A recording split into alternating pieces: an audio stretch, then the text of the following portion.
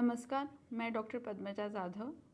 Neo Women's Clinic में मैं consultant obstetrician और गायनेकोलॉजिस्ट हूँ। आज का सवाल है कि 40 की उम्र के बाद कुछ ऐसी चीज़ें जिन्हें हमें इग्नोर नहीं करना चाहिए, यानी जिनको हमें समझ के लेना चाहिए और उसके ऊपर we have to work on it.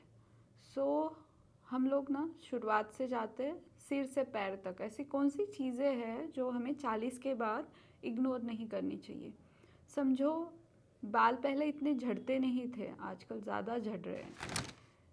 थोड़ा सा स्काल्प दिखने लगा है तो डोंट इग्नोर इट।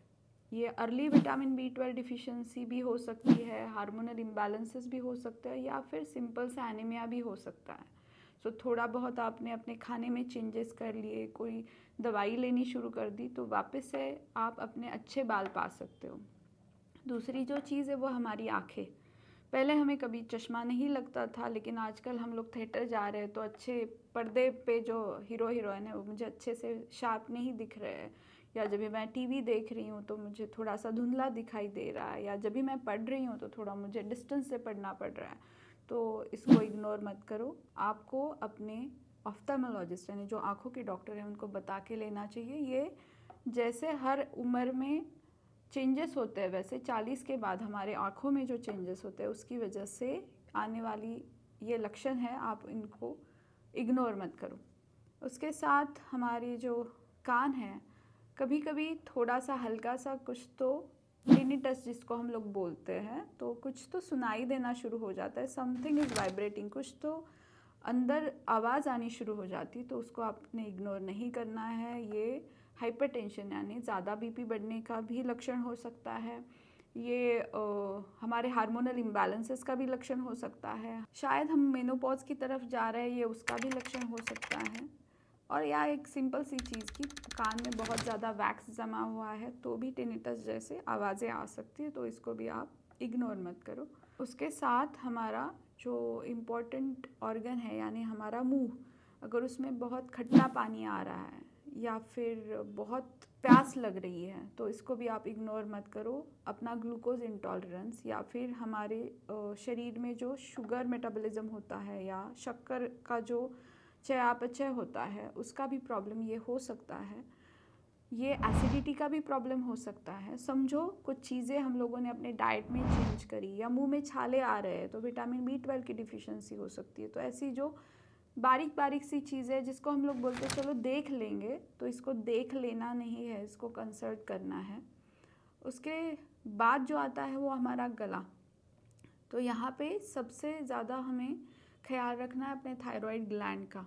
आजकल फैमिली में बहुत लोगों को हाइपोथायरॉयडिज्म, हाइपरथायरॉयडिज्म जैसी बीमारियां हैं। अगर अपने फैमिली में है और मेरा भी गले में कहीं पे कुछ तो गांठ दिख रही है या स्वेलिंग दिख रहा है तो उसको आप इग्नोर मत करो।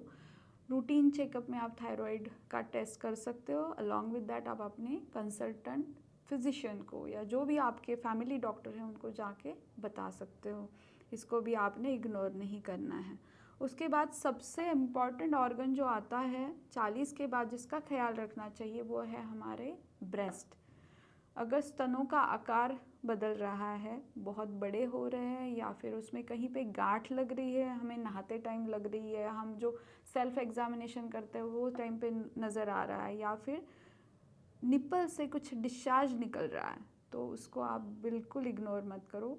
आप अपने डॉक्टर के साथ बात कर लो। इसके लिए बहुत से सिंपल से टेस्ट रहते हैं, उससे हमें पता चल जाता है कि ये चीज़ें मैनेजेबल है या इसके लिए हमें कुछ जल्दी से जल्दी उपचार लेने ज़रूरी है।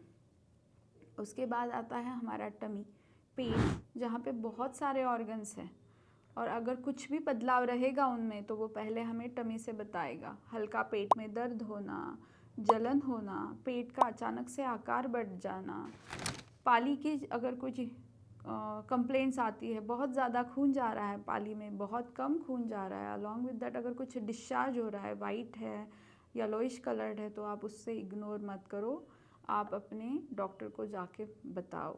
उसके बाद के जो है हमारे हिप जॉइंट्स, जिसके ऊपर हमारा पूरा शरीर का वज़न जाता है, अगर वहाँ पे दर्द है, अगर हम बैठ के उठते हैं तो स्ट्रेटन अप नहीं हो पाते हैं, जब भी चलते हैं तो हिप में थोड़ा सा सोरनेस आ रहा है तो उसको इग्नोर मत करो, ये हमारे हार्मोनल इम्बैलेंस की तरफ जा रहा है, या फिर ग्लूकोज इंटॉलरेंस। डायबिटीज़ के पहले लक्षणों में भी फ्रोज़न हिप, फ्रोज़न शोल्डर जैसी कंप्लेंट्स आती है। यानी जितनी इफ़िशेंटली हम लोग अपनी पहली मूवमेंट करते थे उतनी इफ़िशेंटली अभी की बार नहीं कर पाते, तो उसको इग्नोर मत करो। नीज़ का भी वैसा ही है, अगर उसमें सूजन आ रही है या उसके भी मूवमेंट्स थोड़े रिस्ट्रिक्टेड जा रहे हैं तो भी इग्नोर नहीं करना है। ये बहुत हल्के एक्सरसाइज से भी करेक्ट हो सकता है या आपके डाइट के चेंजेस से भी करेक्ट हो सकता है। तो अगर ये छोटी छोटी चीज़ें हम जो इसको छोटा समझ रहे हैं, अगर टाइमली हम लोग इंटरवेन करेंगे तो ये ज़रूर हमें अपना स्वास्थ्य वापस दे सकता है। और एक चीज़ है बहुत इम्पॉर्टेंट, जो हमारे पैरों में आने वाली सूजन, बहुत बार हम लोग इसको इग्नोर करते कि अरे वज़न की वजह से आ रही है, या फिर आज मैं बहुत ट्रैवल करके आ गई इसलिए आ गई है। तो डोंट इग्नोर दैट। अगर शरीर में खून की मात्रा कम रहेगी तो भी पैरों में सूजन आएगी। अगर मुझे बीपी की तकलीफ़ है तो भी पैरों में सूजन आएगी। अगर मुझे थायराइड की तकलीफ़ है तो भी पैरों में सूजन आएगी। अगर मैं खाना अच्छे से, यानी मेरे खाने में प्रोटीन की मात्रा कम है तो भी मेरे पैरों में सूजन आएगी। लेकिन उसको करेक्ट करने के लिए हमें पहले उसको एड्रेस करना ज़रूरी है, इसलिए इग्नोर नहीं करना चाहिए।